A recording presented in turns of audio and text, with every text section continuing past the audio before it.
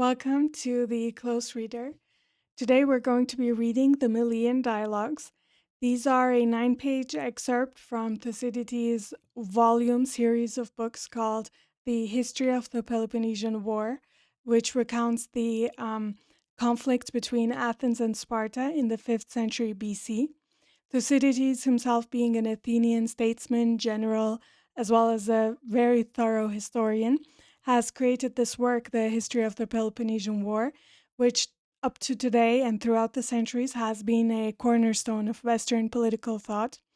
And the Melian Dialogues specifically are famous because at the time of the Melian Dialogues, they recount the conversations or the sort of dialogue back and forth between the Melian king and the Athenian ambassadors. At the time that this happens, Athens and Sparta have signed some kind of a truce or a ceasefire. So the hot conflict between the two major superpowers has stopped, and Athens decided to direct its attention to this small island called Melos that is roughly in between them. And that island is neutral. It's like Switzerland. It's neutral. And Athens wants this neutral island to join the Athenian Empire, which I think practically means that Melos can no longer allow Spartan ships to dock at Melos. And it also means that Melos has to pay a yearly tribute to Sparta, so some kind of taxes. And the Melian king resists and makes a number of arguments. So primarily appealing to justice, but also several other arguments against Athens. And the Athenian ambassadors make arguments back. So most famously, they say, there's no shame in surrendering to a much more powerful force. Like, this is not about justice. So that's another thing that the Melian king tries to appeal, like, this is not just, this is not fair, etc. So a number of interesting arguments that we're going to read together. You're going to see why it sparks, why the Melian Dialogues are so famous. The arguments, I mean, you could have ripped them out of newspaper or foreign affairs magazine articles today. Like, they're very fresh. And we're going to read them together. If you want to directly go to the line-by-line readings, I'm going to put a timestamp in the description below. But actually, if you want to stick around, I want to tell you a little bit why I was inspired to read about the Melian Dialogues now. Like, I've known about them for a long time, but, I'm interested in a lot of stuff. So it's more, the things I read are more the things that I'm in the moment, something inspires me to read them based on some research. So I thought this particular journey that I went on that inspired me to read the Melian Dialogues is kind of interesting. It goes from a song to Imam Hussein to Melos, to a couple of questions I actually wondered, and then to the Melian Dialogue. So if you're interested in that, stick around. If not, you can fast forward to the reading of the Melian Dialogues. So I'm going to get started telling you a little bit about this journey. First we are, let me preview the lecture here a moment. Okay. The loose and fun lecture that I've decided to name is From Imam Hussein to Melos, Reflections on Those Who Willingly Enter Losing Battles. Let's keep this willingly entering losing battles in mind. So obviously Melos has done this, has chosen to enter a battle because they did not want to surrender. And we're going to see how I connected Imam Hussein to that. Now, okay. So things start, our journey here. Oh, if I zoom out here, by the way, to show you a little bit of the structure of what we're going to do. Here, these 9 pages that you see, these are the Melian Dialogues that we're going to read together. And before we read it, I asked myself 3 questions, and I answered those 3 questions at the end. So I posed them to myself again at the end, because there were a lot of things like kind of rattling around in my brain, like things, I was struggling with some ideas, and I decided to try to form questions and to try to answer them before and after reading. And now we're gonna, until we get to the Melian Dialogues, I'm gonna start with the song, and then we're going to do some Islamic genealogy of the Prophet Muhammad, some research, and talk a little bit about the Melian, about the map at Milos' time, a little bit about wars for religion versus power. And I think there's, if you can see, there's a little clip from Game of Thrones featuring. So I'm just sharing with you the kind of intellectual journey I went on. All right, let's get started. So things started for me with, believe it or not, Instagram. So Instagram is like brain rot content, visual brain rot, visual content superimposed over fire songs. Like, I've gotten so many great songs that were the background music to trash Instagram, stories, reels, stuff like that. So this story begins there.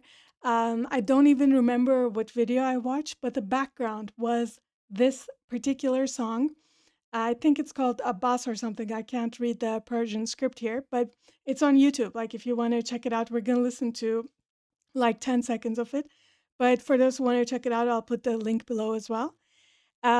So this man is Sajjad Mohammadi, the singer.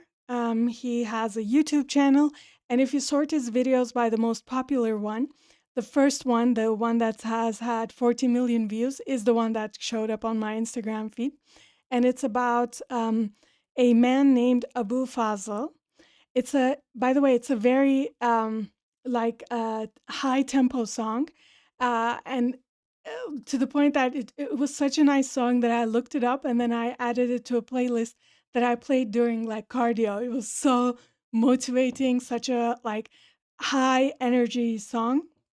And after listening to it like back to back, maybe 10, 20 times, I decided to look into it a little bit further. I love the way the Persian sounds, and I'd never quite experienced a song like that before, so I wanted to look into it.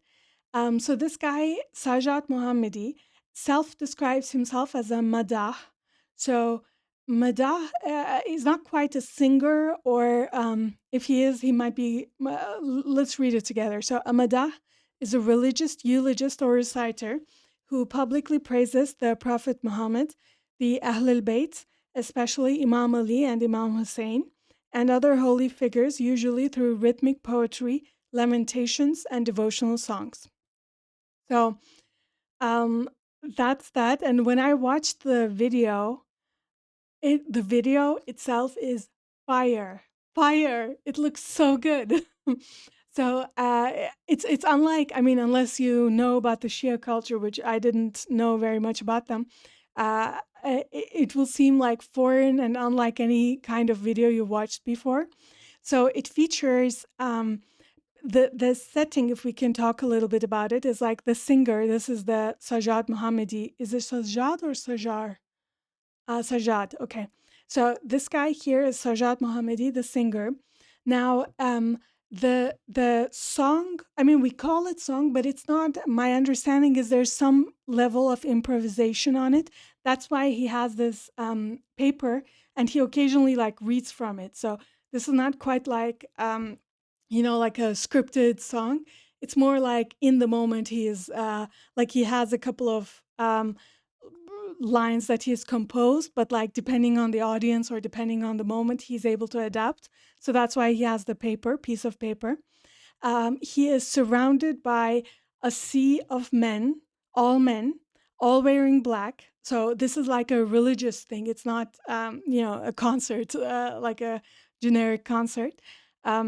And what they're doing is, so a choice that they have made during the video kind of effect they added, I think, is that they've made the singer in neutral tones, so he looks, normal.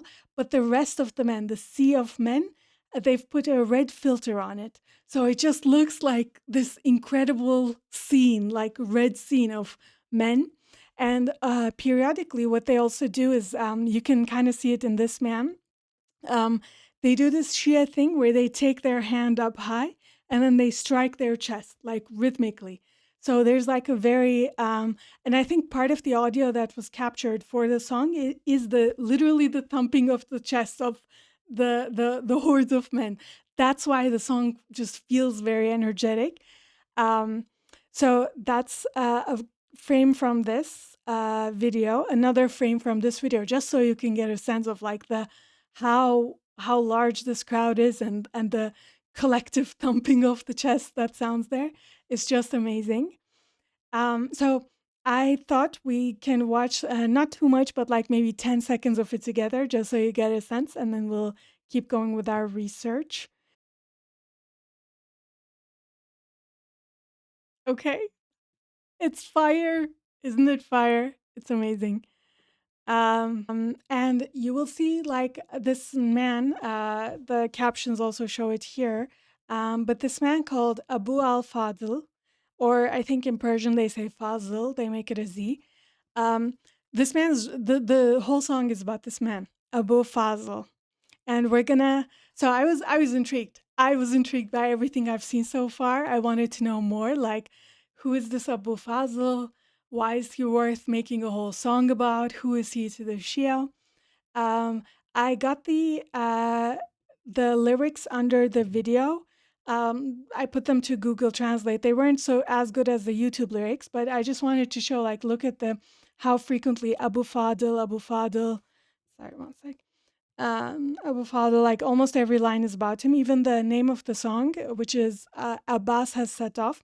Abbas is the name uh, of the guy. So Abbas and Abu Fazl are the same people. So I was like, I needed to know more. Like, who is Abu Fazl? So to answer that question, we are going to go do do a little bit of genealogy.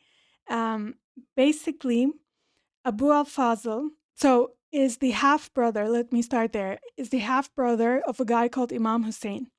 Imam Hussein is the grandson of the Prophet Muhammad. So if we maybe zoom in here a little bit, this is the Holy Prophet Muhammad.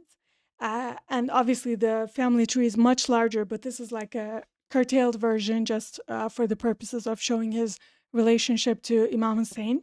So Holy Prophet Muhammad is here. He has a daughter called Fatima, and Fatima marries Imam Ali, who also is Prophet Muhammad's cousin. So Imam Ali is also the he is the son-in-law of Prophet Muhammad.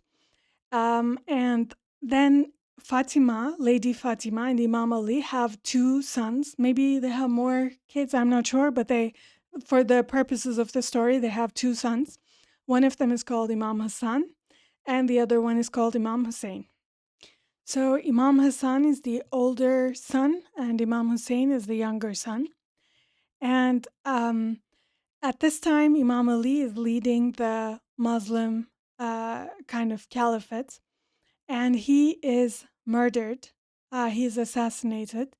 And Imam Hassan, their eldest son, takes over, but is forced to abdicate the throne to a man named Muawiyah. So this might be familiar because Muawiyah is a descendant of Umayyah, and we always hear the Umayyad Caliphate. So these are the people we're talking about. So Muawiyah forces Imam Hassan to abdicate the throne, and in exchange says, listen, I'll be the political leader, the head of the caliphate, but after myself, I will not appoint my sons. You guys can take over back, basically. So this treaty is supposed to be like a ceasefire between them. Like, people are tired of the constant political struggles. So Hassan abdicates the throne to Muawiyah. But of course, Muawiyah, actually, let's read this together a little bit. It might be easier to follow. So after the assassination of Ali, this is the page of Imam Hussein. So when they say he, it's Imam Hussein. Imam Hussein obeyed his brother in recognizing the Hassan-Muawiyah I treaty. And in the 9-year period between Hassan's abdication and his death, Hassan is killed too. So Imam Hassan is killed 9 years later. In that time period, Hassan and Hussein retreated to Medina, trying to keep aloof from political involvement for or against Muawiyah. So you can tell a little bit the early signs of why I connected this to Melos. The Hassan and Hussein are trying to be neutral. After the death of Hassan, um, they wanted, let's skip a little bit ahead. So prior to his death, Muawiyah appointed his son Yazid as his successor, contrary to the Hassan-Muawiyah treaty. So Yazid is this, Yazid the first. So despite the fact that they had Muawiyah and Hassan had a treaty saying Muawiyah would not appoint his son, he did. He actually did. And at this time now, Imam Ali has died, Imam Hassan has been killed, it's just Imam Hussein. And when Muawiyah I died, Yazid demanded that Hussein pledge allegiance to him. Hussein refused to do so, and as a consequence, he left Medina, his hometown, to take refuge in Mecca. And then the people of Kufa, which is another city, sent letters to him, invited him to Kufa. So Hussein, on Hussein's way to Kufa with a retinue of about 72 men, his caravan was intercepted by a 1,000-strong army of the Caliph of Yazid I, at some distance from Kufa. It's not said here, but my research also showed that Yazid basically forced the people of Kufa not to give safe passage to Imam Hussein.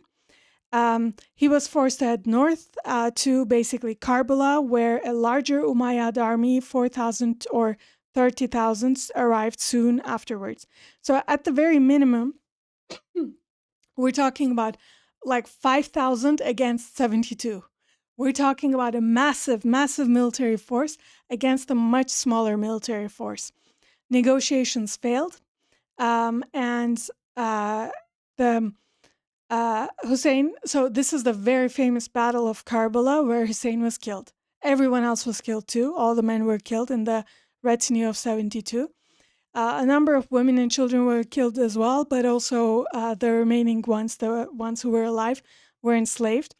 So very much the same fate as Melos, where after Melos tried to stay neutral, Athens came. Athens took over the island, killed all the men, enslaved the women and children, and colonized that area.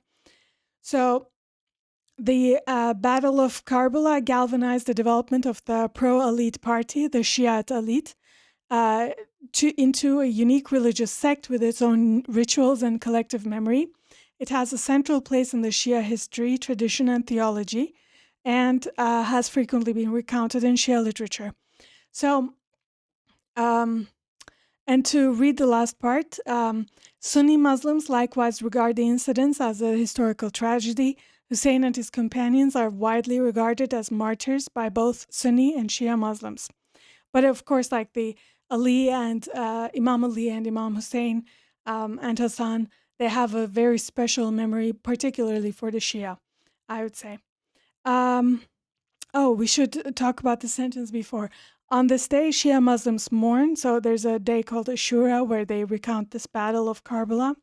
Shia Muslims mourn, hold public processions, organize religious gathering, beat their chests. That's what we saw in the video. And in some cases, self-flagellate. So, quick show. This Karbala is in modern-day Iraq. It's right under Baghdad. And this is, I think, one of the Ashura days. So you can again see like a sea of men. There's some women on the sides here as well, but I think the procession seems to be mainly kind of preceded by men. And yeah, you can tell like this event, this Battle of Karbala, the Imam Hussein's death or the murder, is a major important driver of Shia collective memory, important focal point of Shia collective memory. And that finally connects us to the Al-Abbas ibn Ali ibn Abi Talib, also known as by the kunya, by the epithet Abu al-Fadl. It means father of virtue. So he is the half-brother. So he was a son of Ali, Imam Ali. So he's the half-brother of Imam Hussein. and he accompanied Imam Hussein all the various ways he was traveling up to Karbala, and then was the last person, if my research is correct, was the last person to be killed before actually Imam Hussein was captured and then later killed.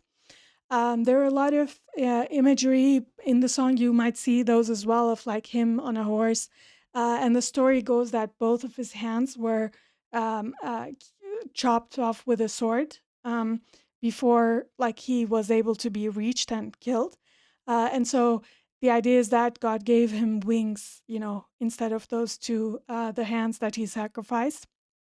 Um, and there's a shrine of Abbas in the nearby mausoleum of Hussein in Karbala, are destinations for pilgrimage. So Abbas is regarded by Shia Muslims as an ultimate paragon of courage and self-sacrifice. Now, it's a very touching story, obviously, like two brothers. Their whole family has been killed. The patriarchs of their family have been killed, and they're trying to escape, and they're trying to remain alive, against an overwhelmingly larger military force. Um, so that's the touching part of the story. I will say something. So let me go on a wide side a little bit, or let me actually go here. Okay. So when I first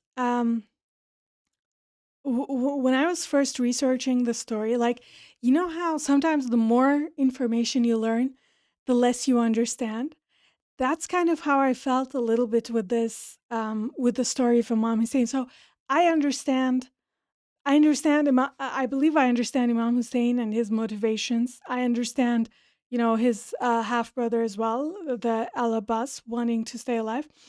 The thing that I had a very hard time to wrap my head around was, like, why did this event become like such a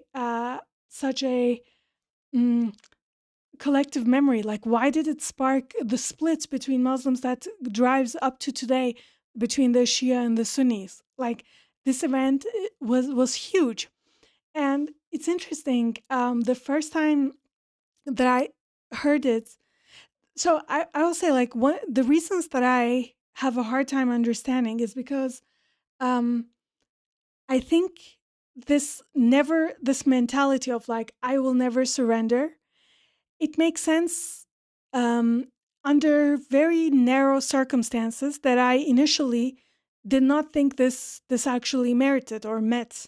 So you'll often find. Let me connect this to another picture. So I'll show it to you here. This is a picture that I took myself. It's from a place called Yelova Thermal Springs. It's a place in Turkey that's where like hot springs come out of the earth, and they're supposed to be very healing. And many like sultans and stuff got treatments over there.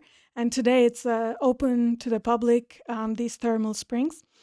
There was a plaque there about these three virgin sisters, Saint Menedora, Saint Nymphodora, and Saint Metrodora. I'll read it and then I'll connect it to why I didn't understand something about Imam Hussein. So the Holy Virgins, these three women, were sisters from Bithyia, Asia Minor. They chose a solitary place for themselves in the wilderness and spent their lives in fasting and prayer. Um, Let's go a little bit further. I don't need to read everything. So, okay, the region was at that time governed by a name named Frontidas. So obviously there are no Turks in Anatolia at this time, who ordered that the sisters be arrested and brought before him. At first, Frontidas tried to persuade them to renounce Christ, promising great honors and rewards. The holy sisters steadfastly confessed their faith before him, rejecting all suggestions. They told him that they did not value the temporal things of this world, etc. Then they were basically tormented one by one and killed, beaten to death. Now, what's interesting is this I have no problem intrinsically understanding, because obviously this is a pagan man, Frontidus, who's asking the three sisters to renounce Christ, renounce their religion basically, and they choose death over renouncing their own religion, right? That kind of like a principled stance, it makes sense to me, but it also makes sense so much to basically, uh, I think universally it makes so much sense that this is the year 300. We are now in 2025, so 1,700 years afterwards, long after there are no pagans and barely any Christians left in Anatolia anymore, and certainly not in any kind of governing structure. Um, there remains a plaque for these three sisters in the place of the springs. Like this place is all owned and operated by the Turkish government, or one of their various subsidiaries, like some department. I think it's part of the Department of Health, actually, because the springs are supposed to have healing powers or healing properties. So the Department of Health of a 99% Muslim country, Turkey, that whose origins none of the people Turks had not yet been in Anatolia at this time, even though we have no genetic or no cultural or no religious connection to these people, there's still a plaque for them because everyone universally understands the idea of not dying or the idea of choosing death over renouncing your religion, right? So this kind of a death, principled death, makes sense to me, but this is not what I thought that I read about when I read about the account of Imam Hussein. In fact, I read about what I thought was someone like Melos, the Melian king, someone who insisted on political neutrality in the face of an overwhelming military might. And it's interesting that Yazid, so the leader Yazid, gave Imam Hussein and his followers many chances to basically bend the knee, and now, of course, Yazid thinks that Imam Hussein uh, is a political, like, even if they are not strong at the moment militarily, they are a potential problem for the Umayyad rule in the future because they're the direct descendants of Prophet Muhammad. So they will always be like more legitimate as rulers of a Muslim caliphate than, the Umayyads. My research indicates that they were some of the last people to actually convert to Islam in Mecca and Medina at the time. And so Yazid, I think, intrinsically knows that Imam Hussein will always be considered more legitimate. So he's asking Imam Hussein to give his legitimacy by publicly saying that he will obey Yazid. And Imam Hussein is trying to remain neutral in the face of that. Now, the thing is, I can understand that impulse only if you are eventually interested in being the head of the caliphate yourself. Like, I don't understand that kind of impulse um, when uh, when when you're saying I want to be neutral, but I don't want to uh, like, I'm not going to challenge you, but I want to remain neutral. Like, neutrality is a political choice, and one that, especially someone with Imam Hussein's pedigree, should know always bears the threat of potential or it wouldn't be called usurpation, but potential claim on the throne later. So I put this famous line by Queen Cersei from the Game of Thrones, where she said to Ned Stark, "When you play the Game of Thrones, you win or you die." So this means, like, in my personal impression, it felt to me like Imam Hussein was playing the Game of Thrones. Like, in not submitting, I mean, what other reason could there be not to submit to Yazid, right? Like, Yazid is, there's no difference in religion. Like, Yazid is not going to interfere with Imam Hussein's, prayers 5 times a day or something. In fact, everyone around here, including the Umayyads and including Imam Hussein and Al Abbas, everybody is a Muslim. So this is not a religious war. This is a war, or not a battle the Battle of Karbala was not a religious battle. People on both sides were Muslims. So the only reason that two Muslim groups at this time would be fighting is over politics. And now, of course, one must think, like, why would Imam Hussein not bend the knee to Yazid? It's because if you do, it's hard to go back on your word, right? So to me, it seems like it's an attempt to remain neutral until you can gather more political strength. And Yazid correctly in my opinion, anticipates this. And there's no, like, people don't to this day know if Yazid ordered the death, but I mean, come on.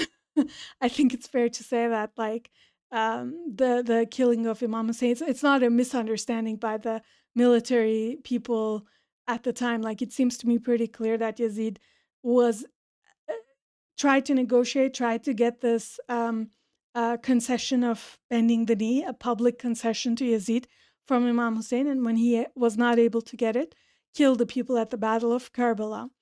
Like, why I find this response by a good chunk, a good section of the Muslims at the time and also up to this day surprising is that, and maybe it's like my Turkish background where we learn about Ottoman politics and, like, the in the Ottoman court, somebody killing someone over uh, power politics.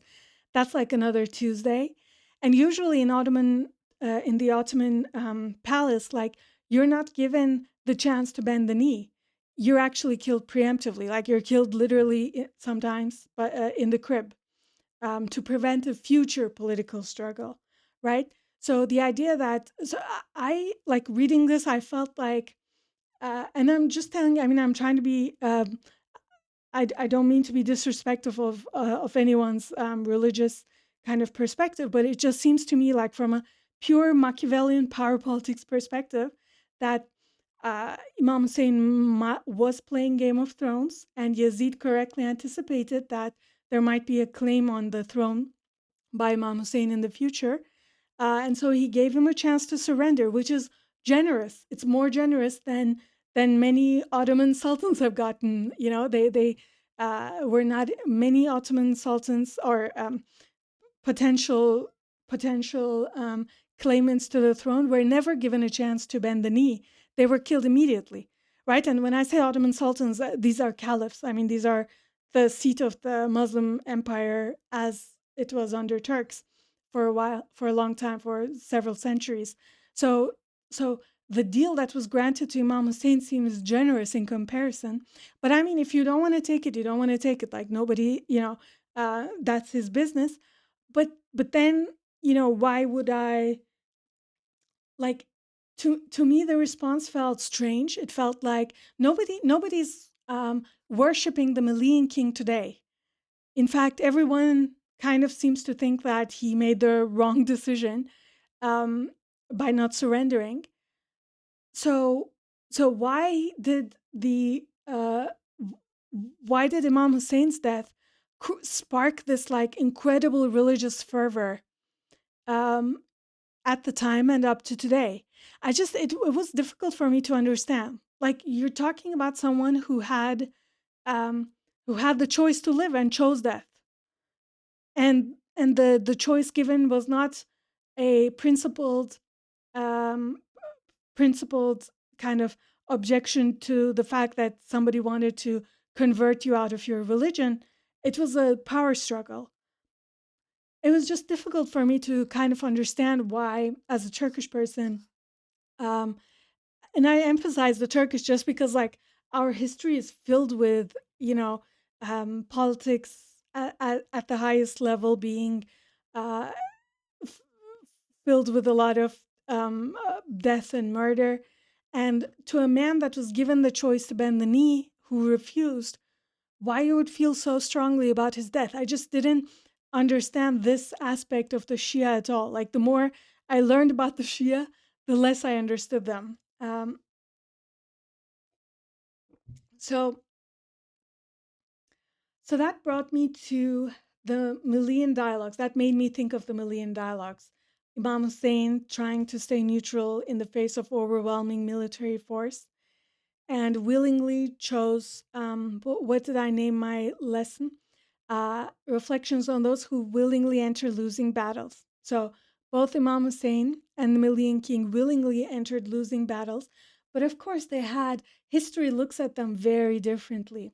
And Here I put a map, by the way, of Sparta is on the left, Athens is on the right. Athens rules the seas, obviously, and Melos is right here, kind of between them, a neutral island. And the questions I asked myself was, what differentiates religious wars from the political? What causes these stories to take a hold in the hearts of men? Knowing the present situation, would the leaders have acted the same way? So these questions were me trying an attempt to kind of put into words why the Shia, what about Imam Hussein's story is so touching compared to the Melian King story, which I don't even know if anybody knows the name of the Melian King in common parlance. I mean, he's forgotten. His arguments are kind of interesting, but I think most people, when they read the Melian Dialogues, think he clearly made the wrong choice. He's acting kind of like a fool and not a responsible leader. So I was trying to think like what caused Imam Hussein's death to spark a whole subdivision of a religion, whereas the Malian king was forgotten instantly as it happened.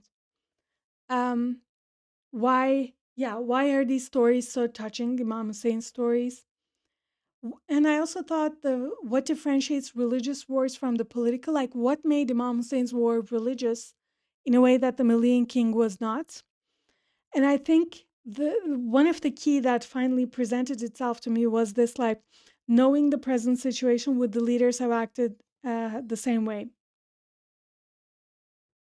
And I think there we see a major divergence between Melos and Imam Hussein. I think Imam Hussein knew what he was getting himself into and had no illusions. Whereas the Malian king, I think, had some illusions. So I'm going to reflect on these questions um, towards the end again. But I was happy to have the Melian dialogues like answer some of these questions that I had formed after my research. With that being said, we are going to start the Melian dialogues. Okay.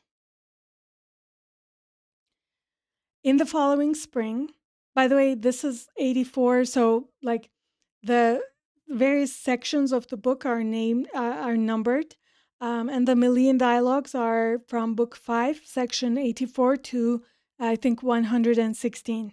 So they span 9 pages, and I blocked out the previous one because they're not part of the standard excerpt of the Melian dialogue. So we're starting right when the Melian dialogues are starting. Okay. In the following spring, Alcibiades sailed to Argos with 20 ships and seized the remaining Argives, so people of Argos, Argives, who seemed untrustworthy and sympathetic to the Lacedaemonians, so these are another name for Spartans, numbering 300, and the Athenians deposited them on nearby islands under their rule. The Athenians also campaigned against the island of Melos with 30 of their ships, 6 Chian, 2 Lesbian, these are the names of the islands, 1,200 of their hoplites, 300 archers, 20 mounted bowmen, and about 1,500 hoplites from their allies who were islanders. So Athens came with a very strong military showing to Melos. Alcibiades is an Athenian statesman and general, the last of the Alcmaeonidae,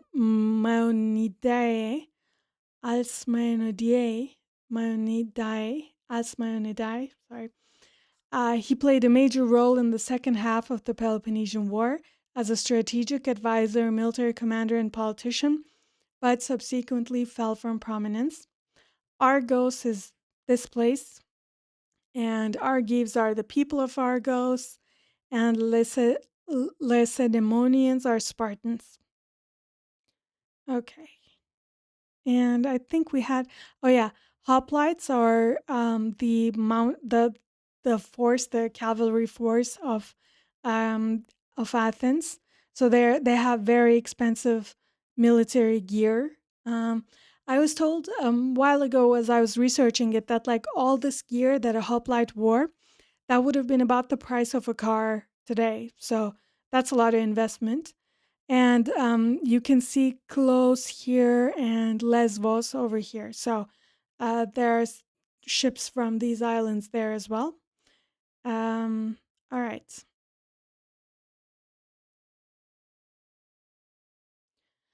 The Melians are, yes, the Melians are Lacedaemonian colonists. So Melians have, like, at least the Melian elite has some genetic link to Sparta. The Melians are Lacedaemonian colonists, and unlike the rest of the islanders, they had been unwilling to submit to Athens. At first taking neither side and staying inactive, but after the Athenians applied pressure by plundering their land, they became openly hostile. I mean, I wonder why. They became openly hostile after Athens plundered their land. You know, you can't be too mad at Melos. That's you might consider that a little bit bad faith. Campaigning against their land with these forces, then the generals Cleomedes and Cleomedes, son of Lycomedes, and Taisias, son of Teisamachos, before they did any damage to the land, sent representatives to speak to them, to the Melians. So these are the Cleomedes and Taisias. These are Athenian generals. They sent representatives to Melos to speak to them. The Melians did not bring them before the common people, but told them to speak to the officials and a small group of people about their reasons for coming. The Athenian representatives spoke as follows. As long as discussion is not open to the public, clearly in order to avoid a contentious presentation by which the people would be taken in after hearing us say things that appeal to them, and with no chance for a rebuttal, which we know is the purpose for bringing us before a small group, give yourselves even more insurance as you sit here. Do not decide on every aspect by an overall statement, but by responding immediately to whatever is said that sounds unfavorable. To begin with, if what we suggest suits to you, say so. So, um, I what? Sorry, I'm just remembering the notes here. Um, One of the things, yeah. So we see the an importance laid to the fact that the discussion. So when the Athenian representatives came, the Melians did not put them into like a public forum. They immediately put them behind closed doors, and you can tell that that signals some kind of insecurity. Like the Athenians are kind of going to give them a good deal, and Melos doesn't want Melian king doesn't want their subjects to hear about this good deal that the Athenians are going to offer. So that's what the Athenians suspect. And they even say, they instantly tell Melos that they know why they're doing this. And they take kind of charge of the conversation here. Like, bro, give yourself more insurance by speaking freely to us. Like, if we say something bad, just respond immediately. So they know the games that the Melian king is playing, instantly call him out on it. Like, you can tell Athens is very self-assured from the first moment. They took charge of this conversation. Like, they are the ones that have been invited or they're coming as a representative of Athens. But the first, like, as soon as they meet the Melian representatives, they take charge of the conversation. So very self-assured by the Melian king. By the Athenian statesman. The Melian commissioners answered, "The fairness of instructing one another peacefully cannot be faulted, but a readiness for war right now instead of eventually is obviously inconsistent. We see that you have come as the judges of all that is said, also that this will presumably have the outcome of war if you make the better case. and accordingly do not give in or of servitude if we are won over. Uh, Outcome of war if we make the better case, and therefore don't give in, or of servitude if we're won over. So now the Melians, I think, immediately call out the politeness of Athens. The by So the Athenian statesmen say, respond. You can respond immediately to if we say something unfavorable. And it's like, I can't fault you for being like fairly trying to start a fairly dialogue, but I see the whole military buildup around my island. So it's a little bit like inconsistent to have this giant military might right off the island when you pretend to be polite. And they're saying, Melos is saying, we see that there are only two options. So if we win over the argument, you just will wage war on us. Or if we are won over, so if your argument wins, we'll just become servants. Athenians. As to that, if you have met to weigh your suspicions about the future or for anything else besides planning your city's survival on the basis of the present circumstances as you see them, we can stop. But if that is the reason, we can speak. I love how, Athens doesn't back down. Yes, Melos called them on their fake politeness when there's a whole military might behind them about this dialogue being kind of polite. But the Athenians say, oh no, you are right. So the only thing we're here to discuss is your city's survival. If you want to talk about anything else like rhetoric and trap them in these games, we can stop. So Athens is not ashamed at all about what they're there to do. Melians, it's natural and understandable for men placed in this situation to look at in many directions as they speak and reflect. Nevertheless, this is a meeting concerned with survival, and so if you think it best, let's let discussion proceed as you propose. I just love this opening dialogue. Like, now Melos is, what can you say to an honest man? Melos resigns. They say, fine. It's you can't fault us for trying the rhetorical tricks, but since Athens is not biting, the Melians have to concede this point.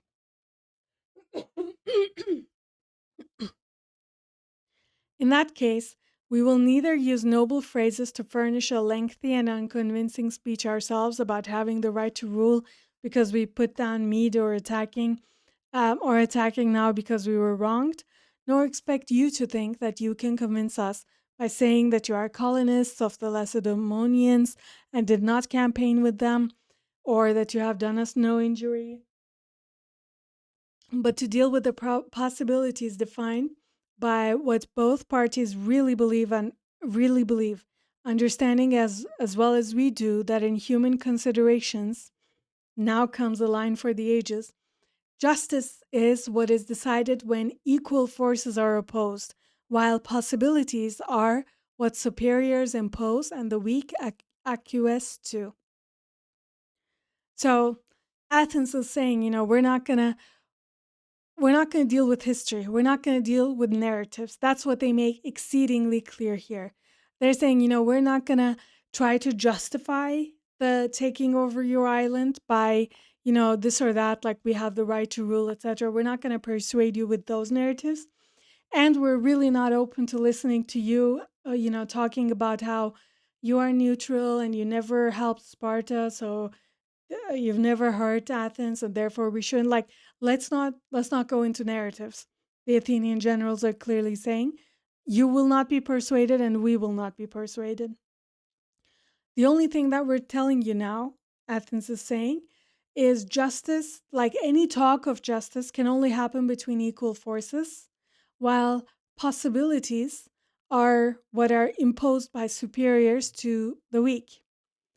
So we're clearly, Athenians are clearly trying to preempt any talk of justice from the start by making it obvious that Melos is a tiny island compared to Athens, the superpower.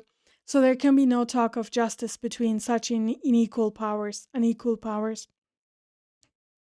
Millions, in our opinion at least, there's every advantage.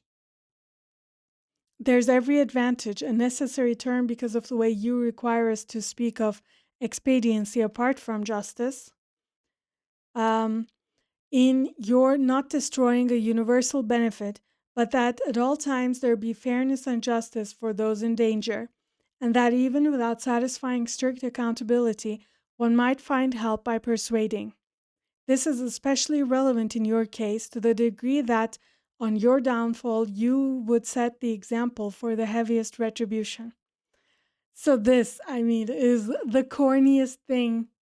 So Melos is kind of objecting to this attempt by Athenians to wipe any talk of justice away off the table by saying, no, people in our situation, um, th- should be able to appeal to justice, but they're trying to kind of adapt their justice rhetoric to an advantage for the Athenians. So it's saying, if you really think about it, Athens, there's some advantage for you in not destroying us because, um, and kind of keeping a narrative of fairness and justice, even if you don't believe in it, right? Uh, Even in this universe where you only think about your benefits, there's a benefit to you in keeping up the appearances of fairness and justice, because should you be weak someday, so on your downfall, like should you be weak someday, otherwise, if you take us over now as the weak, you set an example that whoever strong person, strong power rules over you, later, they will give you the heaviest retribution.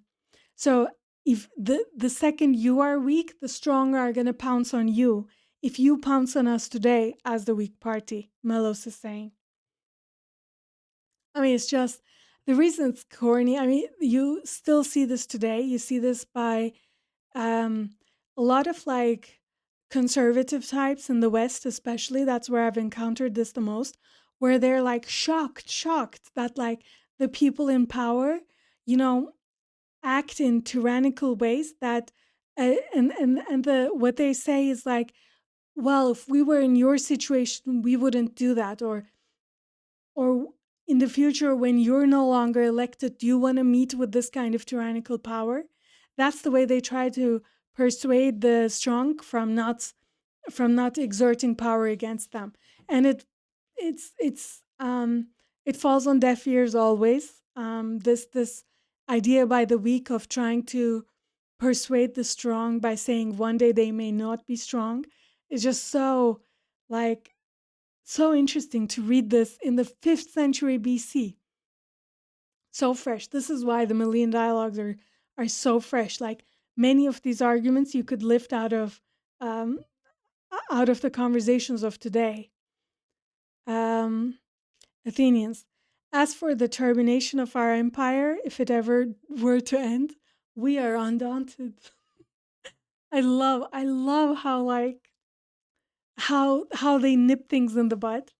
So, I am very much like on the side of Athens, frankly, in this dialogue. So it's uh, for me, it's not even close.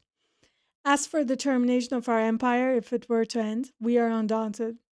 For those who rule others as the Lacedaemonians do, not that we are contending against the Lacedaemonians, because a truce has been signed at this time, are not the danger, for those who rule others, so as the Spartans do, are not the danger for the vanquished that subjects are by themselves when they attack and overpower the rulers. Um, yes, so here Athens talks about the asymmetry, like the ones who rule others are not the danger over the ones who are suppressed, that the subjects are by themselves when they attack and overpower the rulers. Like the strong is not as big of a threat to the weak as the weak are to the strong, actually. So I found that to be interesting. And let it be, and in any case, like again, Athens is nipping this line of thinking in the bud, let it be our own affair that we have this risk.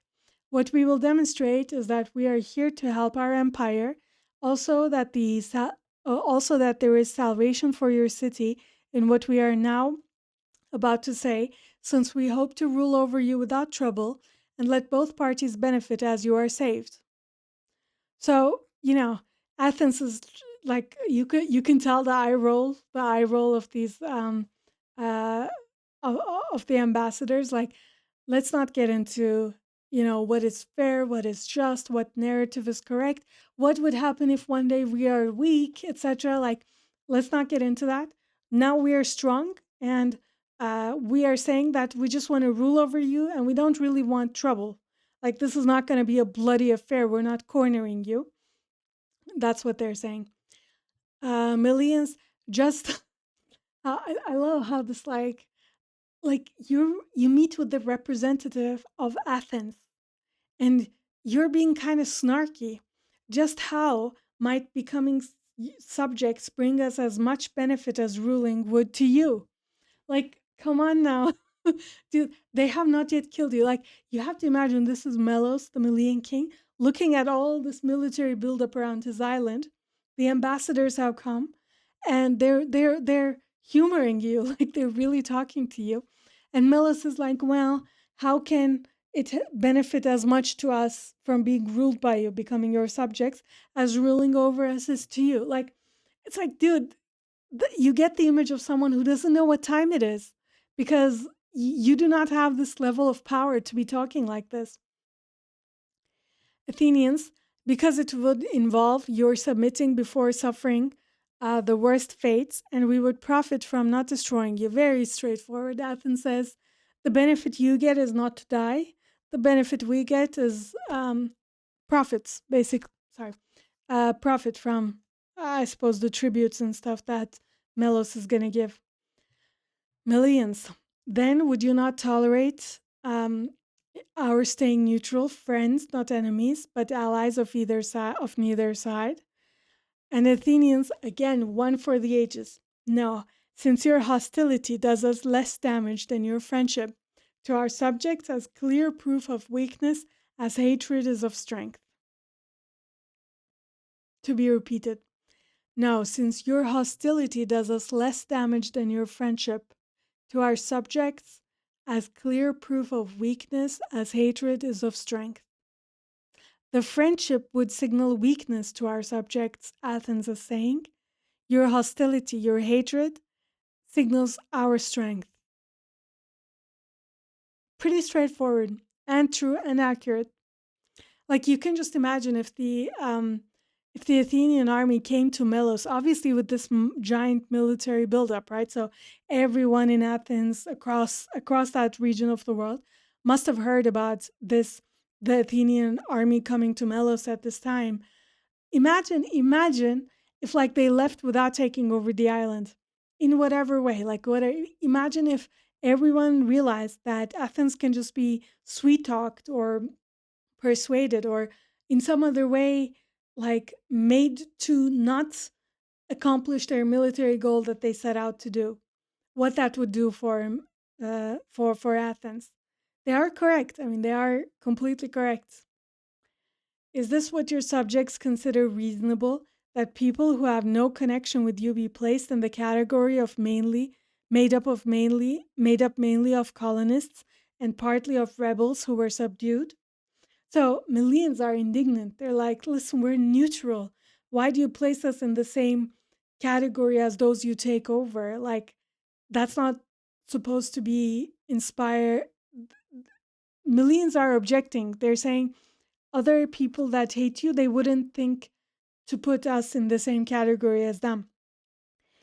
Athenians say they suppose that there is no shortage. I love for the ages.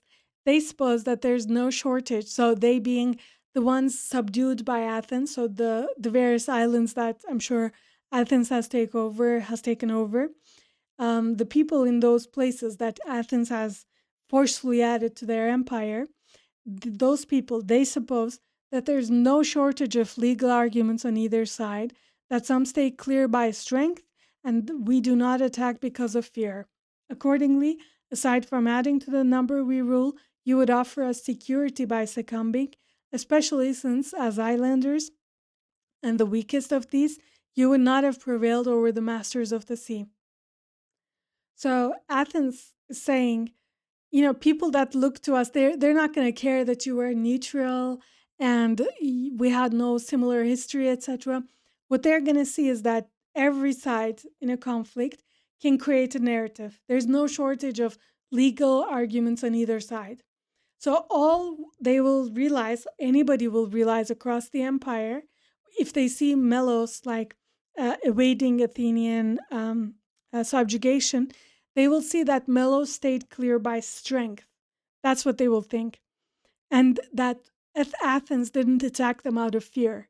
And that's clearly not a message that Athens wants to give. Millions, but do you see no security the other way?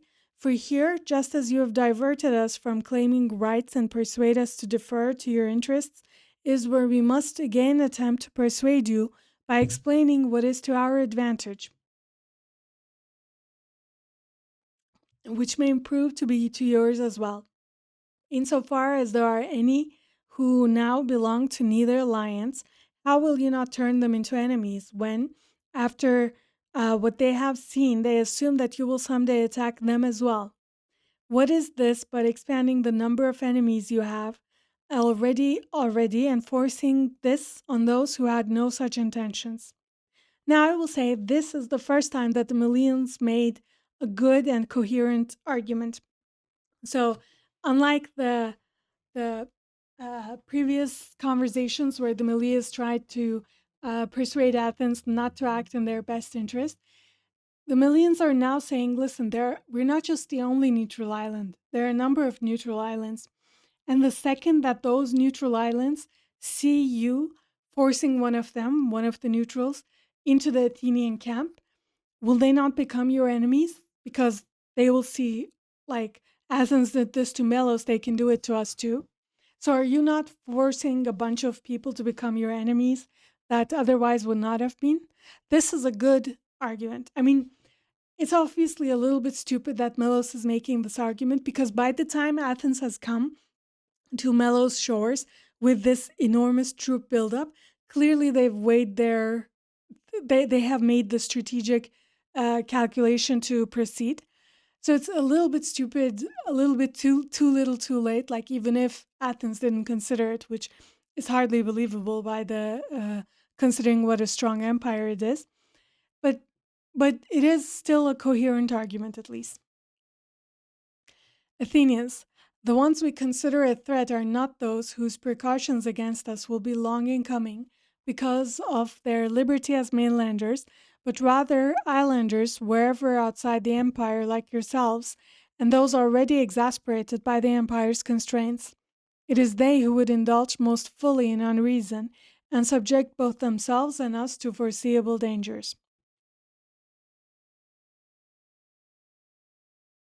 So Athens is saying, to the extent that there are these like neutral people that we would antagonize, it would not be mainlanders.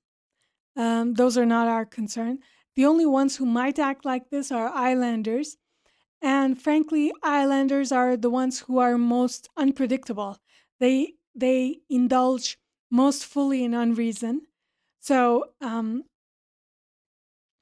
so they're the ones that need to be getting a message.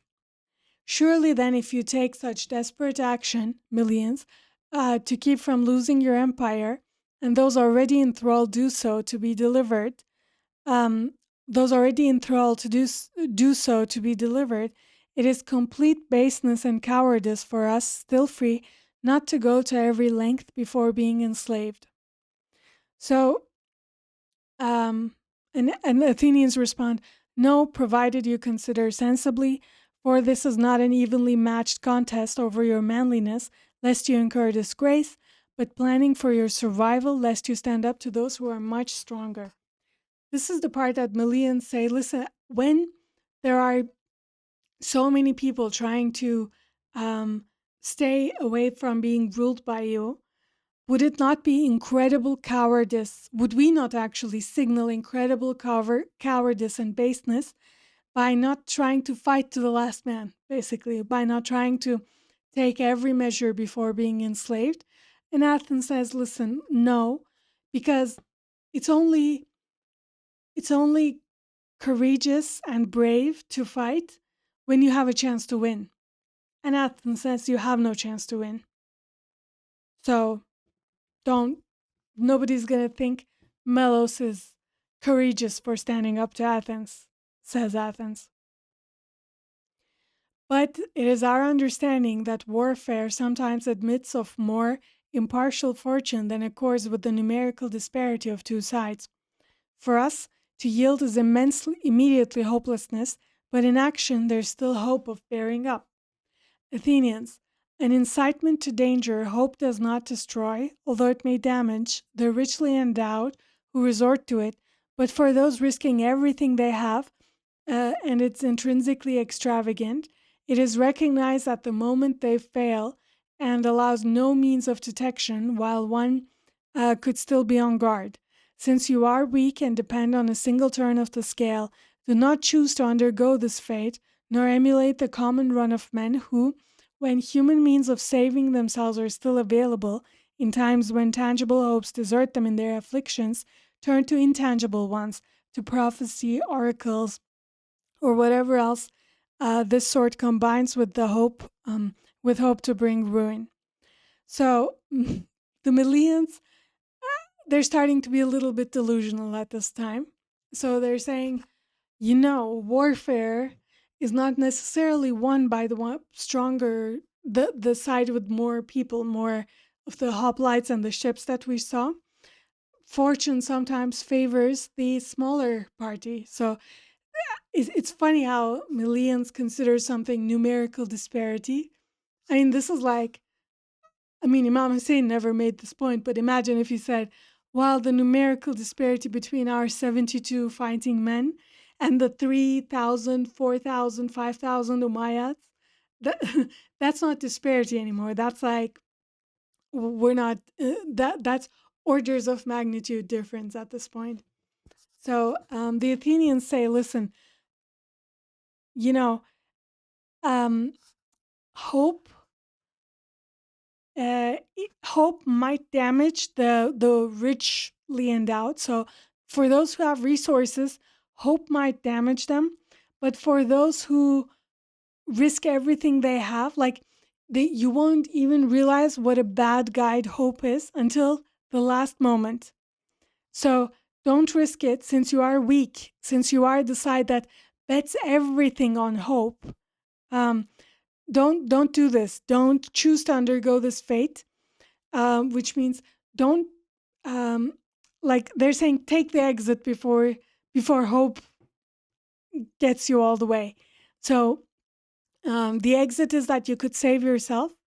Hope was going to make you delusional. It's going to make you, when you don't see a tangible way of saving yourself, it's going to force you to rely on prophecy, oracle, ghost dances, whatever. Um, uh, as a means, it's gonna mislead you enormously. Millions. Rest assured that we ourselves see the difficulty of contending against your might, or against fortune if it is not to be impartial. Nevertheless, we have faith that we will not go without our share of fortune from the gods, as righteous men who stand in opposition from unjust ones, and that the Lacedaemonians and their allies will redress our deficiency in power, compelled, if for no other reason, to help us because of honor, on account of our kinship. Our confidence is not completely irrational after all. So here, the argument from Melos is, okay, yeah, we know we're being a little bit delusional, but we think that the gods will favor us, uh, and Spartans will come to our aid on account of honor and kinship. So as we know, the Melos is a colony, was started as a colony from Sparta, Now, I will say it's not the most convincing argument when you like trying to avert Athenian um, rule over you. You bring up your kinship with Sparta. Like, this is precisely what Athens is fearing, that like you are neutral, but you might become a castle of the Spartans. So bringing this up, I'm not sure if it's in the best interest of Melos, but that is the argument they made. Now, when it is a question of standing in divine favor, we do not expect to be denied our share of it. So Athens is confident, like, you may have divine luck, we will also have our divine luck. For nothing in what we assert or in what we're going to do is a departure from men's concept of God and attitude toward themselves. God and attitude toward themselves. According to our understanding, divinity, it would seem, and mankind has always been obvious, are under an innate compulsion to rule wherever empowered, without being either the ones who made this law or the first to apply it. After it was laid down, we applied it as one in existence when we took it up, and one that we will leave behind to endure for all time, since we know that you and anyone else who attained power like ours would act accordingly. So the Athenians, it's interesting here, they're denying the moral high ground to Melos. Like, Melos seems to be operating from this point of view that, um, like, they might be weak, but they are on the side of justice. And Athens says, the Athens is denying them this moral high ground. They're saying anyone in our position would do the same. And the gods and men all know that a power is attempting, like, there's an innate compulsion to rule wherever empowered. So there is a law of collectives that whenever the phrase we would use today is nature abhors a vacuum. So where there's power, it will fill the vacuum when it can take over a castle, when it can take over a place, it will. Like, Athens is saying this is the most natural thing. We're not doing something that offends justice in the name of the gods or men. This is completely normal, natural, just. We are engaged in it. We are not the first ones to do it, and we won't be the last ones to do it. So I love how self-assured Athens is, and how morally righteous they see themselves to be. In addition to just being strong, they don't think they're being callous or cruel. They believe they're doing something completely normal and natural that anyone in their position would do. As far as the gods are concerned, then, we do not fear the likelihood of being at a disadvantage. But in your beliefs about the Lacedaemonians, now coming to the Spartan connection, which lead to your faith that they will help you out of honor, we find, I put LOL here, we find a touching naivete, yet do not envy your folly. I mean, if you were ever to roast someone, this is a sentence. I find a touching naivete, yet I do not envy your folly. I love these ambassadors. The phrasing, it's just like the digs are so, you know when you like see a roast, but like at the highest levels, like the most sophisticated and kind of destructive kind of roasts, this is that. We find a touching naivete, yet do not envy your folly. For in dealing with their own affairs and their local institutions, the Lacedaemonians are the greatest practitioners of virtue. Where others are involved, one could speak extensively about their conduct, but summarize it just as clearly by the statement that they are the most striking example we know of men who regard what is agreeable as noble and what is expedient as just. Such an outlook surely does not further your present interest of irrational salvation. So the Athenian ambassadors are basically saying, don't count on the Spartans. They when are greatest practitioners of virtue, where others in their own affairs and local institutions. So, in their internal dealings, Spartans may be talking and acting even with honor and virtue.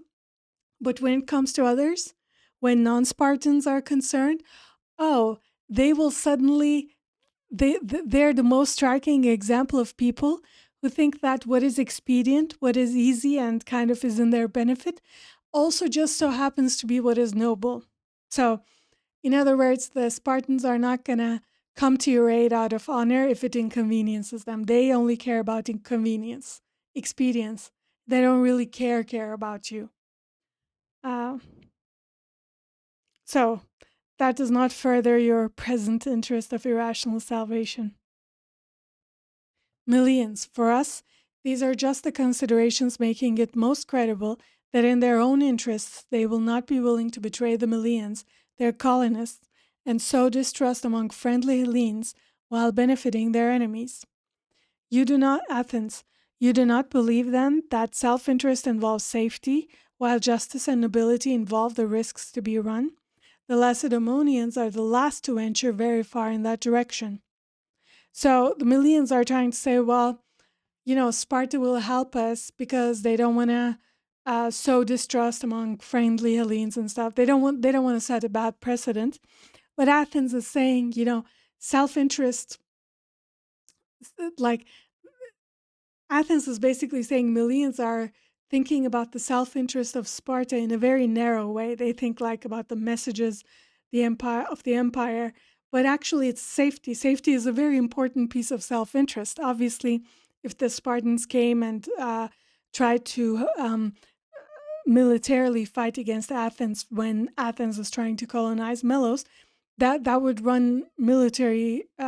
be a military confrontation. So you have to keep that in mind, Melos, when you think that about the self-interest of the Spartans.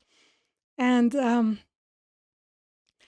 justice and nobility involve the risks. So it's almost like the Athenians can't believe, like the Athenians obviously having fought against the Spartans for a long time, they know the ins and outs and the strategy and the thinking of the Spartans very well.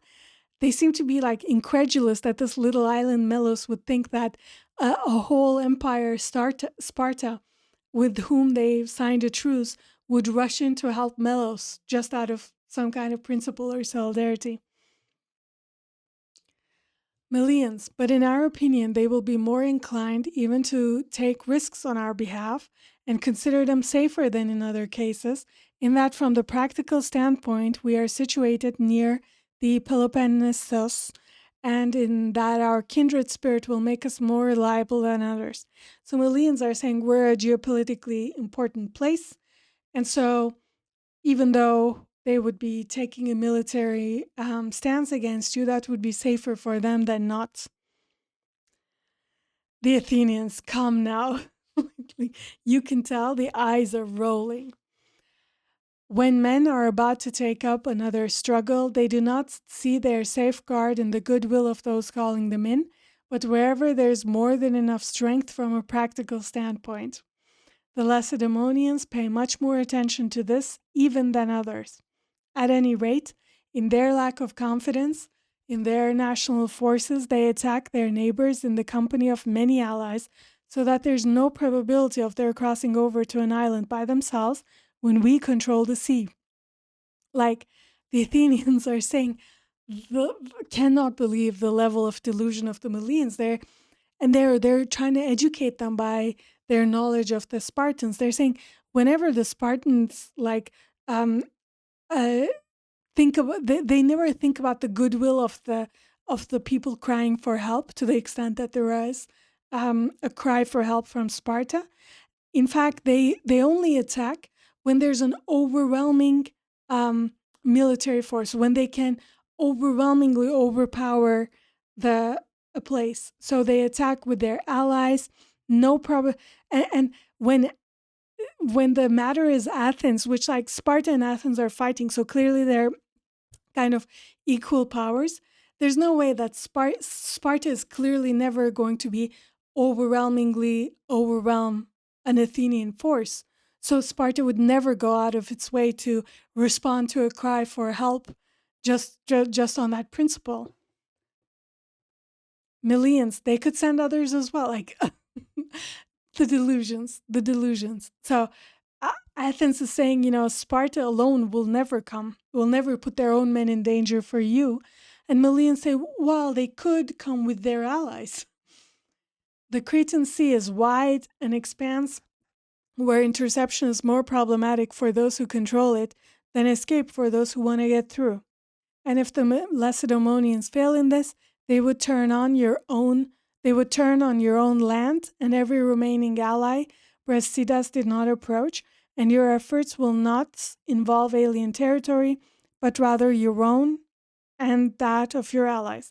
So this, I mean, we are reaching the levels of a little bit absurdity, where like a little neutral island king called Melian King is like trying to give military strategic advice to Athenian ambassadors.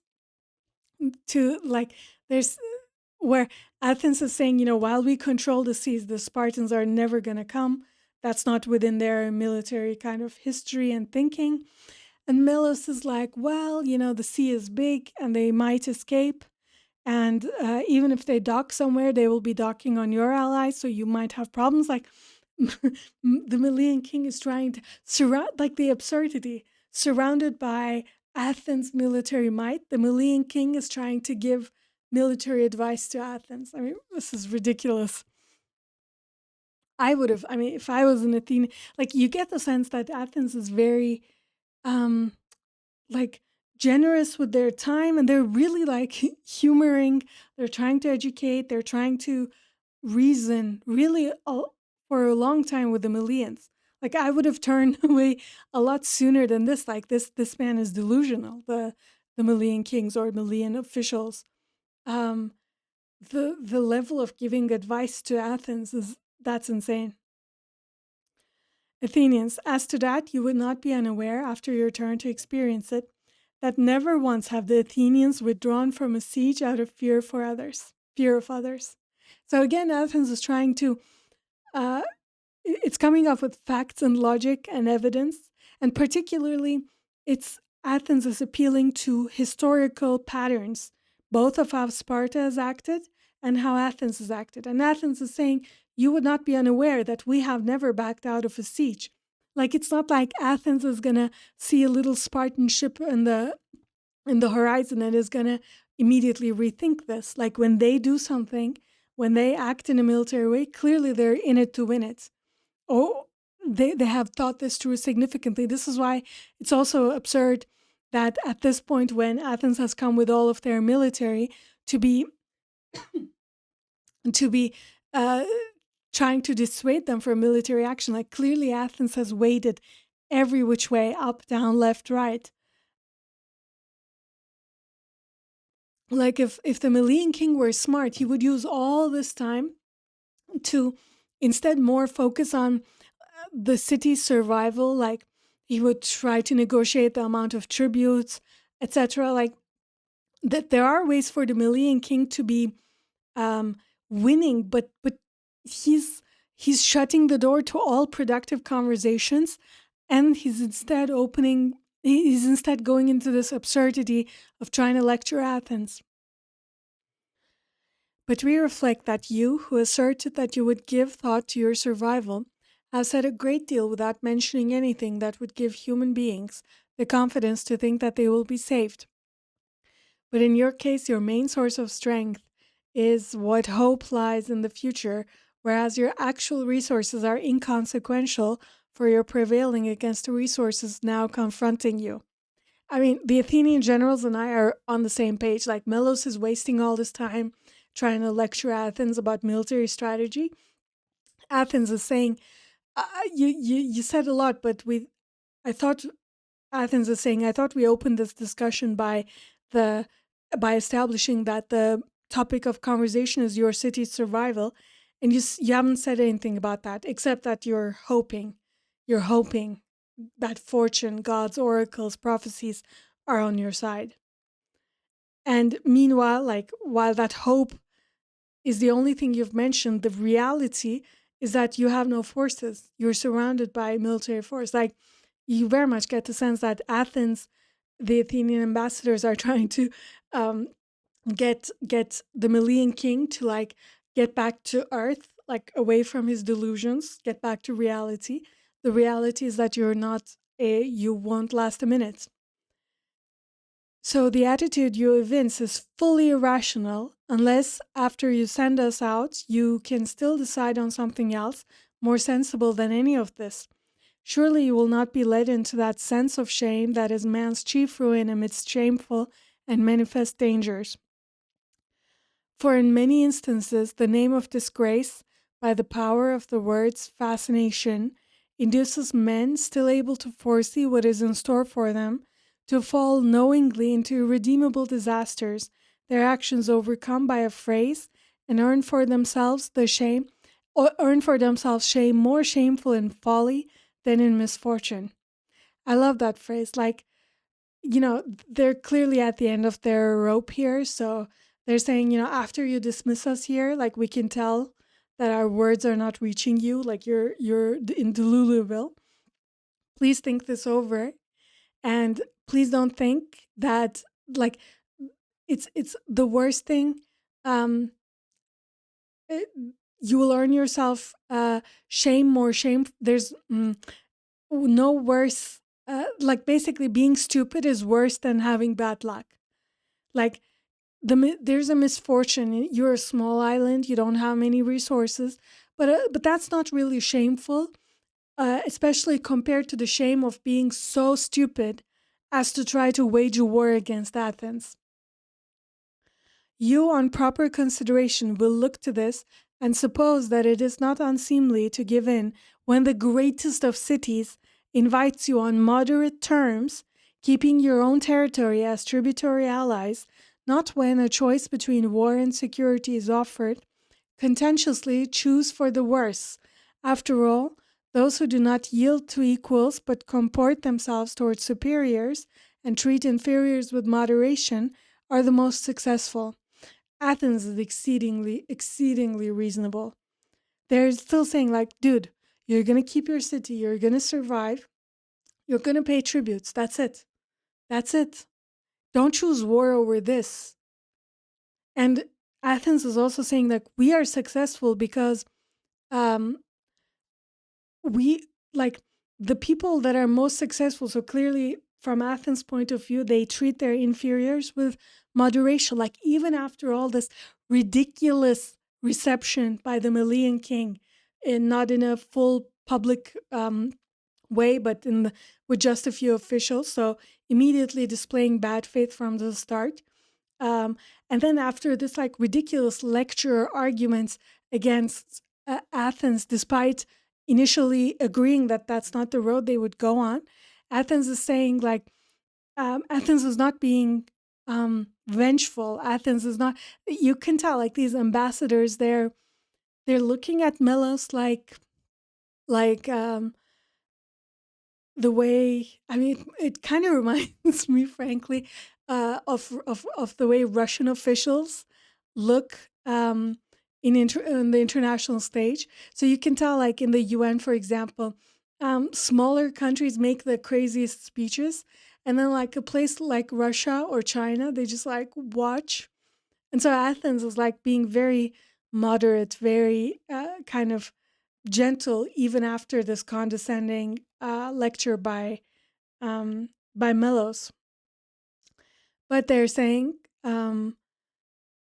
that we are treating you with moderation, and to be successful, you should comport yourself well towards your superiors, which is what we are.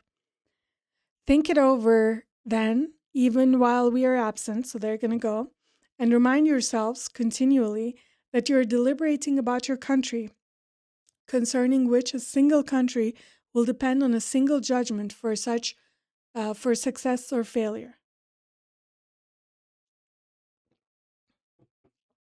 So, a single country will depend on a single judgment for success or failure.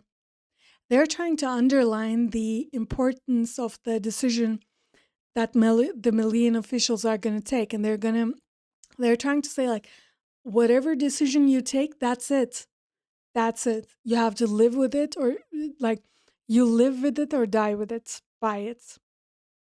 The Athenians absented themselves from the conference. I again said, like, QED, checkmate, setting the pace, because we started with the Athenians coming and instantly setting the terms of the discourse. And now the Athenians also set the terms when the discourse ends. So I think they have humored the Melians for a long time, but you can tell they're so assured of themselves. They're setting the pace, and they think, like, we humored your BS enough. Like, these are the terms, yes or no. The Athenians absented themselves from the conference, and the Melians, since on being left to themselves they upheld the same objections they had put forward, gave this reply. So this is their final reply. Athenians, our thinking is unchanged since the beginning, and we will not in a matter of minutes do away with the freedom of a city whose habitation has lasted 700 years, but by trusting in the favor from the gods which has preserved it up till now, and in the help of men as represented by the Lacedaemonians, we will try to save ourselves. We ask of you that we be friends, enemies of neither side, and that you leave our territory after the conclusion of whatever treaty both parties find suitable. This was the sum of the Melian reply. The Athenians, now finished with the conference, said, but in that case, at least to judge from these resolutions, you are unique in considering the future clearer than what is before your eyes, and in using wishful thinking to look on the unforeseeable as already taking place, and in the full measure of what you have risked by your trust in the Lacedaemonians, fortune and hope, in that measure you will be undone. I love this. So first, they're pointing out you're unique in considering the future clearer than what is before your eyes. Like, clearly, the Melians, as they have talked, they're talking about the history of the city of the 700 years. They're talking about the Lacedaemonians, the Spartans. They're talking about good fortune. So Athens is pointing out, like, you have not answered. In your reply, you have said nothing about the reality, which is that our forces greatly overpower yours. You talk about other stuff and about the future. The future seems so clear to you compared to the reality of the today. And so Athens is saying, in the measure that you have put your faith in Sparta, in God, in fortune, as opposed to reality, in that measure, you will be undone. The Athenian representatives returned to the army, and their generals, since the Melians were not submitting, immediately directed themselves toward war. And after making assignments among the cities, they built a wall completely around the Melians. After this, leaving men of their own, and from the allies to stand on guard on both land and sea, the Athenians departed with most of the army, but those left behind stayed on and besieged the place. So the Athenians surrounded and sieged the island, both on land and on the sea. So nothing goes in and out of Melos. Around the time the Argives invaded Phlegian territory and lost about 80 men in an ambush by the Phlegians and their own exiles. So the Argives are the first, what we encountered in the first paragraph, where Alcibiades was going to that territory. So they got some pushback, clearly. And the Athenians from Pylos took a lot of plunder from the Lacedaemonians. So in that little skirmish, the Athenians got some plunder from the Spartans. And in consequence, the Lacedaemonians, although even now they did not break the truce and go to war. So there was, as you remember, a truce between Athens and Sparta. There was a skirmish. So the Spartans and Athens got some plunder, and the Spartans, in response, they didn't break the truce, but they made a proclamation that anyone from their side might plunder the Athenians at will. And the Corinthians went on war with the Athenians because of differences of their own. The other Peloponnesians stayed inactive. The Melians, attacking at night, captured a portion of the walls across from the Athenian market, killing some men, and after bringing in grain and as much useful material as they could, withdrew and stayed inactive. The Athenians made preparations to keep a closer watch in the future, and the summer ended. So I noticed it's interesting. First of all,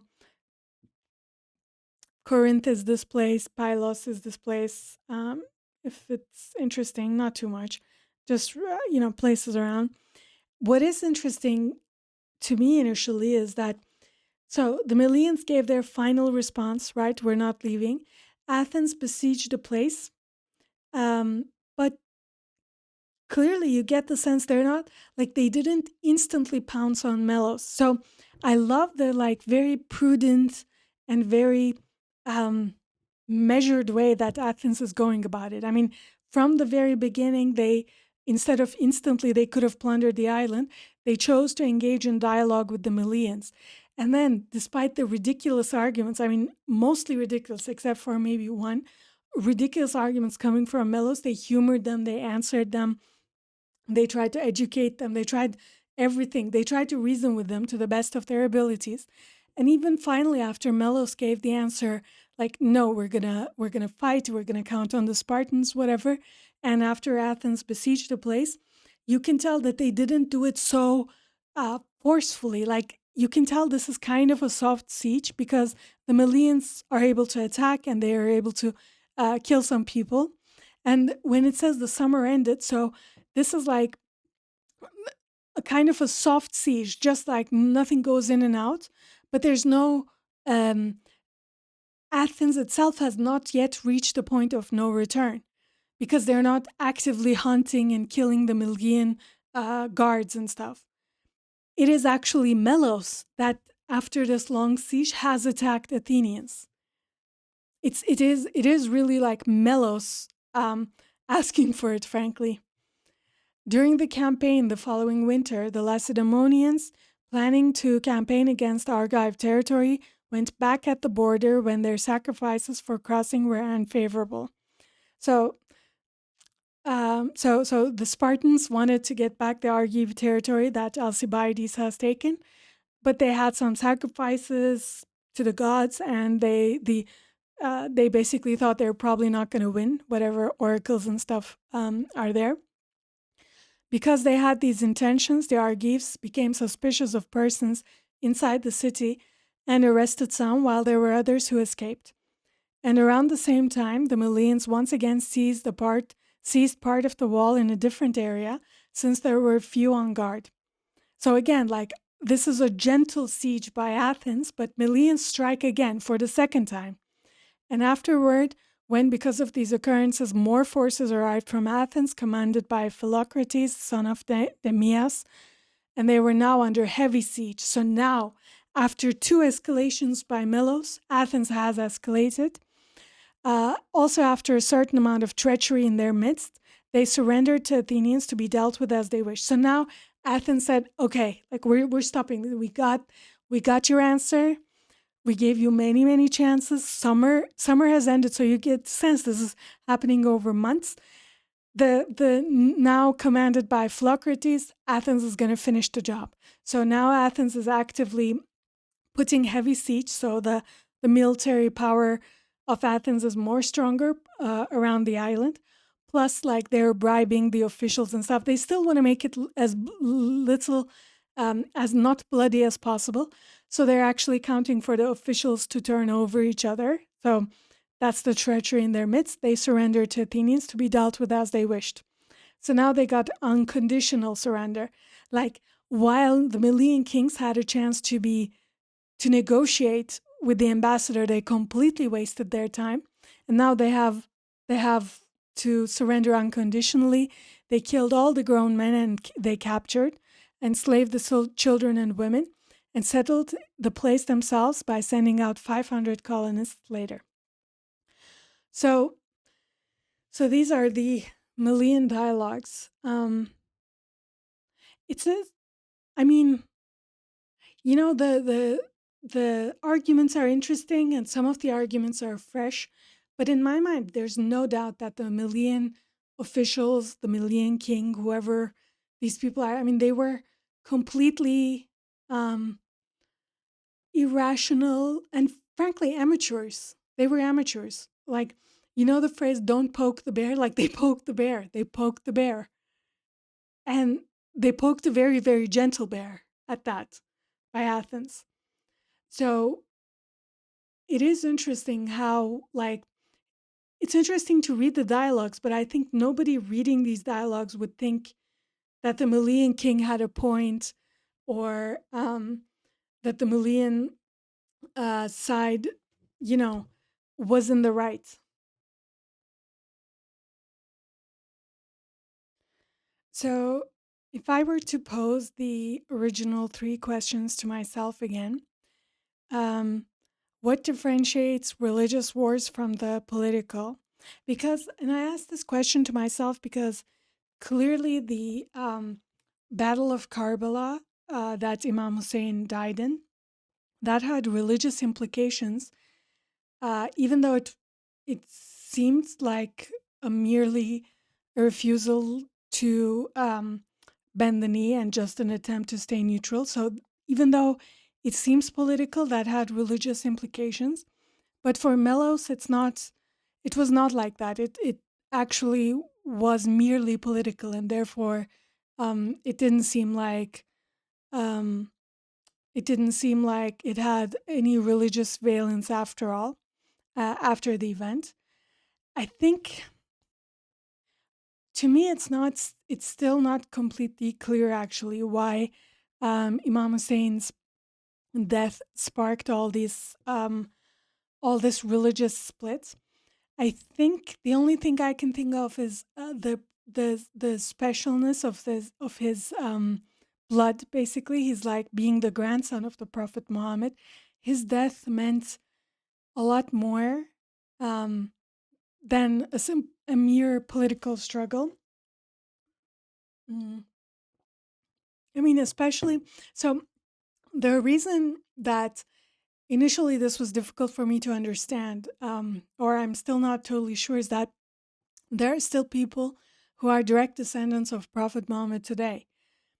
And like across the Arab world, whether it's Arab or Persians or Shia or Sunni, like it seems to me. So, for example, most famously, the leaders of Jordan, the king and the royal family of Jordan, are direct descendants of the Prophet Muhammad, and yet nobody in whether it's Sunni or Shia seems to think that they should be accorded some special political power merely because of this connection. So it was difficult for me to understand. Like it was clear to me, I think, from the beginning that blood relationship does not confer special status. However, it may just be that it's we're a little bit too far. Like we're at this point, 40 something generations from that time. So maybe things are different when it's literally the grandson and when it's only been 50 years.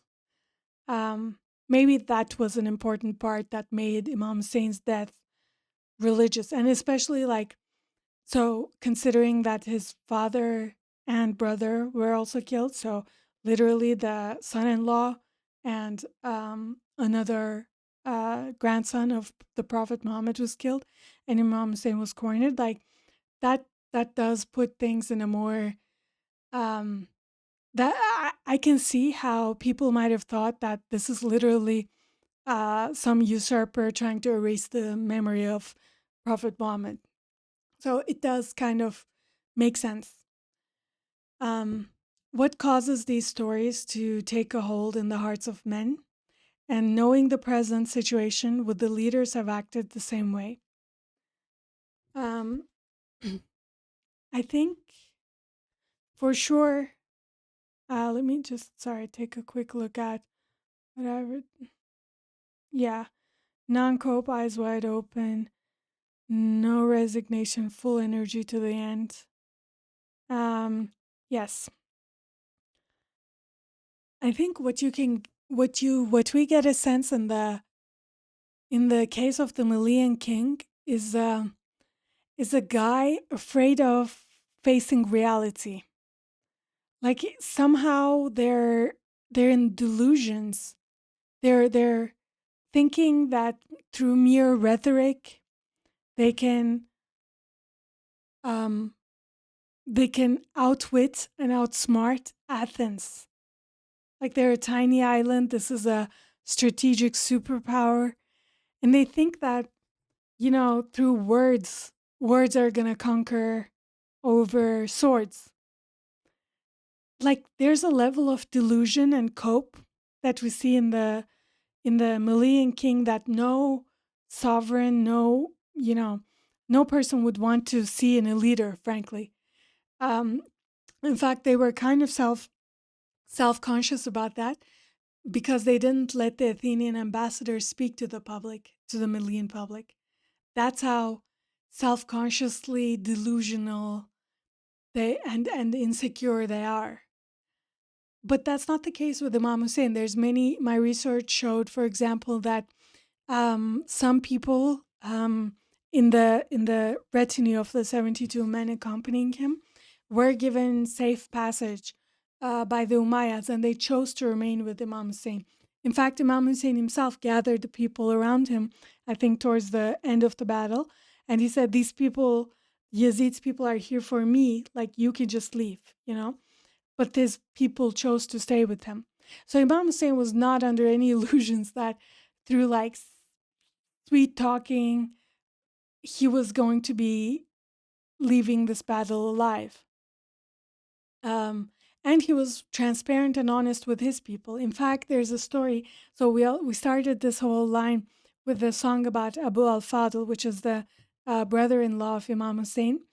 There's a story that from his maternal line, Abu al-Fadl was given safe passage in those places. So he literally was given the chance to escape scot-free from the Umayyads, and he chose to remain with his brother. Um, so you can see, like, I think an important part here is, the other piece that I had mentioned is like, despite the fact that they were going to lose, they fought vigorously. So you don't even see what you saw in the Melian camp, like the treacheries, the like infighting between themselves in order to save their skin. You don't see any of that in Imam Hussein. They all fought and they vigorously to the end together. They knew what they were going into, and there was a sort of fearlessness in the face of death that you don't see with the Melians. In the Melians, you don't get actually a sense of courage. You get a sense of delusion. And courage and delusion are different by the fact that courage is based in reality. Actually, like Imam Hussein would probably be able to tell you right from the beginning what the end was going to be. And going to the last question, like knowing the present situation, would the leaders have acted in the same way? I mean, Melians definitely not. There was no point in they lost completely and shamefully, and with like infighting between the elites. I mean, there was like 99 ways this could have gone better for the Melians, and the Melian king or officials chose the one way that would have gone the worst. But Imam Hussein, I think yes. Abu Fadl, for sure, yes. They were under no delusions. They knew the end from the beginning and walked the path anyway. I think that is the key thing that differentiates that and makes Imam Hussein and Abu al-Fadl such inspirational figures. Um, and like the Malian kings and officials are barely are a faint memory. Like we read them in a sort of read them and like we we they don't touch our hearts. Like they just seem like, oh, we only read them today and think, oh, like these idiots, childish leaders existed in the 5th year BC too. Like they're so memorable and recognizable because We see many such weak and delusional leaders in our time, but they're not like Imam Hussein lives on with these like yearly rituals and the Shia rituals because he truly touched the hearts. So this allowed me to definitely differentiate the two from a mere like political neutrality and kind of defeat in the face of an overwhelming force to what touched the hearts of men afterwards. Thank you for joining me for a fun lecture. Well, fun/loose lecture from Imam Hussein to Melos, Reflections on Those Who Willingly Enter Losing Battles, featuring a close reading of the Melian Dialogues from Thucydides' History of the Peloponnesian War. Bye.